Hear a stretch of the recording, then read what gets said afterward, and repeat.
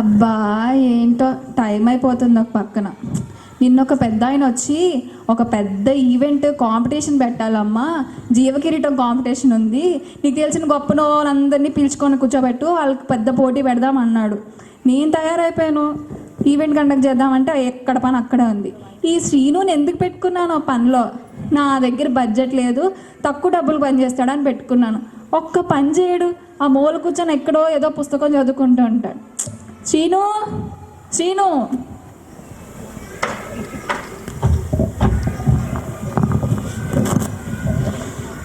ఏంటి నీకు ఎప్పుడు చెప్పాను నీ పని అంతా కంప్లీట్ చేయమని? ఇప్పుడు దాకా ఎక్కడ పని అక్కడ ఉంది, ఏం చేసావు? సరే చేస్తే చేసావు కానీ పని అంతా వాళ్ళందరూ వచ్చే టైం అయింది, నువ్వు వాళ్ళ ముందు కనిపించుకో, ఆ మూల ఎక్కడో కూర్చో, నేను పిలిచేదాకా బయటికి రావద్దు. వెళ్ళు.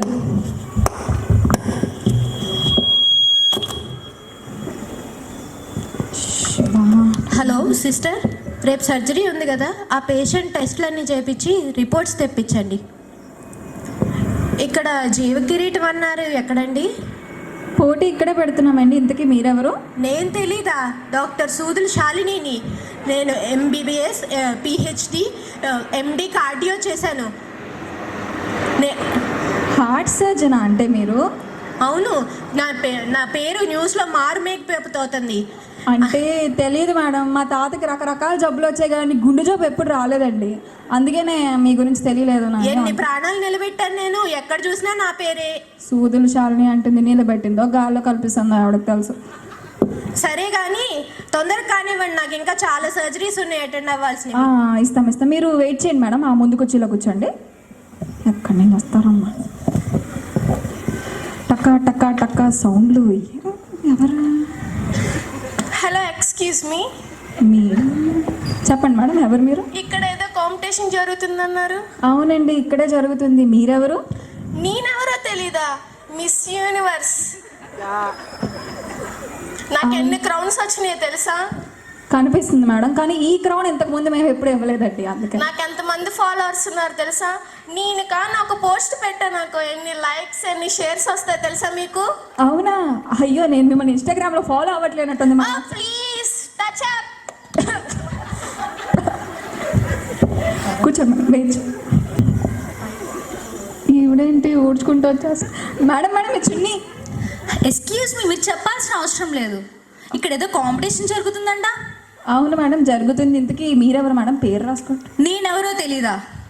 The world richest business women ఇక్కడ, స్వప్న బంబాని. నేనెవరో తెలియకపోవడం ఏంటి? నిజంగా తెలియదు మేడం. అసలు మొన్న రీసెంట్గా మా అమ్మాయి పెళ్ళిని ఎన్ని క్రోస్ ఖర్చు పెట్టాం తెలుసా? మీరా? అవునులేండి, కోట్లు ఖర్చు పెట్టారు, బిల్లు మాత్రం మాకే వేసారులేండి. అసలు మా నెట్వర్క్ ప్రెసెంట్ ఇండియాలో ఎంత ఫాస్టెస్ట్ నడుస్తుంది, నేను తెలియకపోవడం ఏంటి మీకు? అవునవును, కట్టుకోలేకపోతున్నాంలేండి బిల్లులు మేము కూడా ఈ మధ్యన. ఫస్ట్ ఎక్కడ చెప్పండి త్వరగా, నాకు టైం లేదు అసలే. ఇస్తాం మేడం, కూర్చోండి. మీరు కూర్చోండి. ఇంకా కూర్చోవాలంట. జరగమ్మా. Hello sir. సార్ ఎవరు సార్ మీరు? కాదండి, ఎవరండి మీరు? వాళ్ళు పియ్యను నేను. ఆగమ్మా, నువ్వు తుత్తుతో అనుకుంటా. ఎవరండి మీరు? అట్లా చేయకూడదు సార్. రమ్మన్నారు సార్. సార్ ఎవరు సార్ మీరు?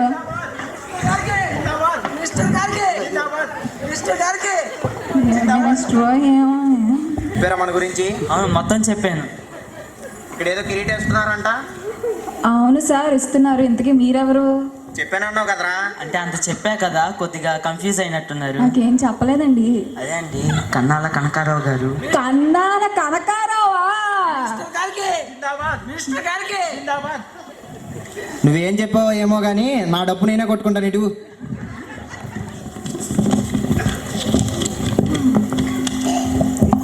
అందరికీ ముందర నా తరపు నుంచి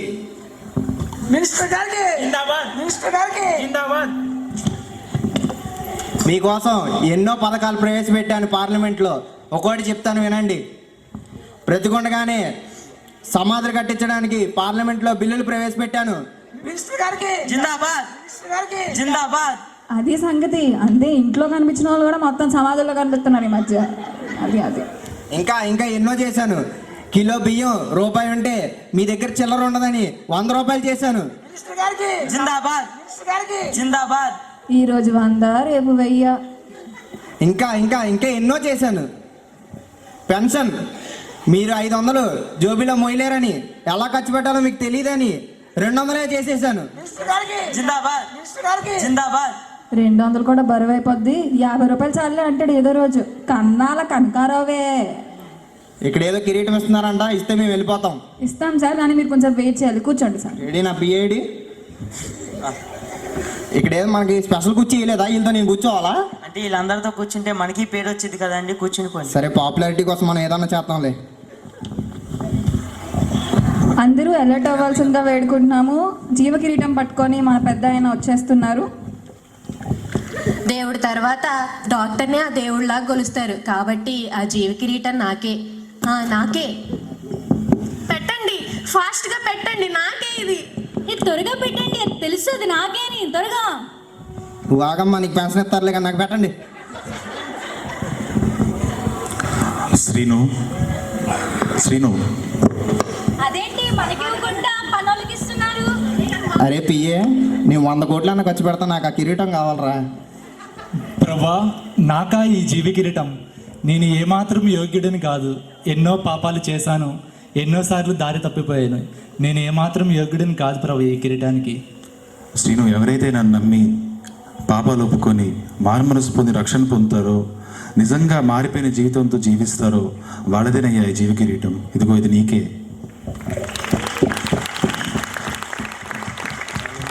చూసారుగా ఇక్కడ మనకి ఏం అర్థమవుతుంది? గొప్పవారు కావడానికి ఎన్నో దారులు తొక్కుతారు, కానీ యేసయ్య ఏమన్నారు? నేనే సత్యం, మార్గం, జీవం. నేను తప్ప పరలోకానికి ఇంకో వేరే మార్గం లేదని చెప్పారు కదా. మనం ఏం చేయాలి? మన పాపాలను ఒప్పుకుని మన తప్పుల్ని క్షమాపణ కోరుకుని మారు మనసు పొందితే మనం పరలోకానికి చేర్చబడతాం. జీవగ్రంథంలో మన పేరు రాయబడుతుంది. దాని తర్వాత జీవి కిరీటం ద్వారా దేవుడు మనని గణపరుస్తారు కదండి. మీ అందరికీ మా first Messiah fellowship youth team తరపున హ్యాపీ